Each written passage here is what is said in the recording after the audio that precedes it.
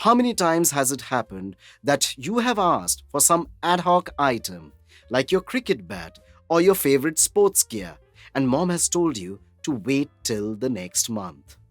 And why so? Because this expense was not leveraged in the present month's cash flow for her. So for the next month, she will carefully look into other expense items and adjust your cricket bat accordingly.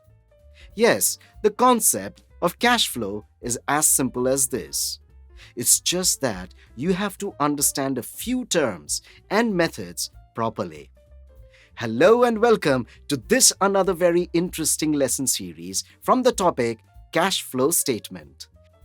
Till now, we have learnt about position statement, that is, the balance sheet which depicts the financial position as on a particular date, and the income statement which reflects the operational activities of an enterprise over a period of time. Today, it's time to learn the third one, the cash flow statement. Now let's define cash flow first. Cash flows refers to movement of cash in and cash out, and this is triggered by some non-cash event. A cash flow statement captures the historical changes in cash and cash equivalents for any entity. This is prepared usually for the same accounting period for which the financial statements are presented. Cash equivalents is what you just heard, right? And what is this cash equivalent? Well, as per the AS3 short-term highly liquid investments that are readily convertible into known amounts of cash and which are subject to an insignificant risk of changes in value. Examples of cash equivalents are short-term deposits, short-term marketable securities, etc. Remember, Grandpa? We met in the chapter of theory base of accounting. Today, we are again back to the same study where Grandpa begins a very interesting game. He starts writing a few items on the board. Now, Grandpa quickly marks these with three distinct letters: O, I, F. So now, these are separate groups, and Sam very smartly guesses the game right. This is a game of playing and understanding the three very important terms in cash flow accounting. O is equal to operating activities.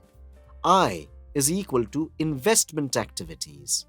F is equal to financing activities. Please note that Accounting Standard 3, revised, specifies that the changes resulting in inflows and outflows of cash and cash equivalent should necessarily be classified as A. Cash flow from operating activities. B. Cash flow from investing activities. C. Cash flow from financing activities.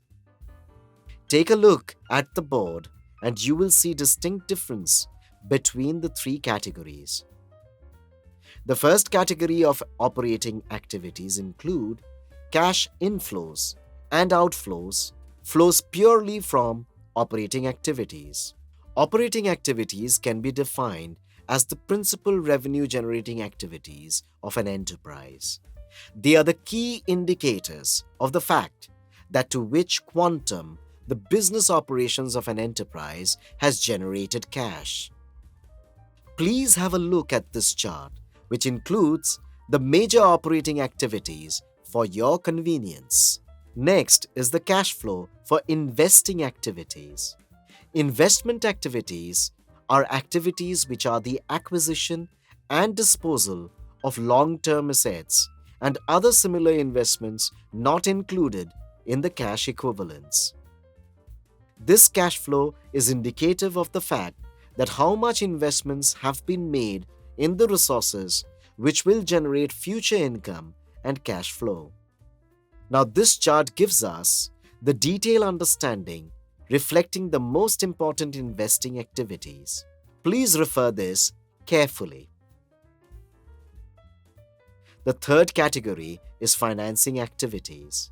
Financing activities are considered to be the ones which trigger the change in the composition as well as the size of the owner's capital, including the preference share capital as well. Such activities also trigger changes in the composition and size of the borrowings, including the debentures. Such cash flows are essential to disclose as they are indicative to the claims on future cash flows by the providers of the funds, both capital and borrowings, to the enterprise. Now, have a look at this flowchart, which includes the major items of cash flow with respect to financing activities. Well, that's the three important activities classified for the preparation of cash flow statement. And now we'll quickly learn about some of the principal objectives of cash flow statement from Grandpa along with Sam. A cash flow statement is prepared to provide useful information to the users of the financial statements.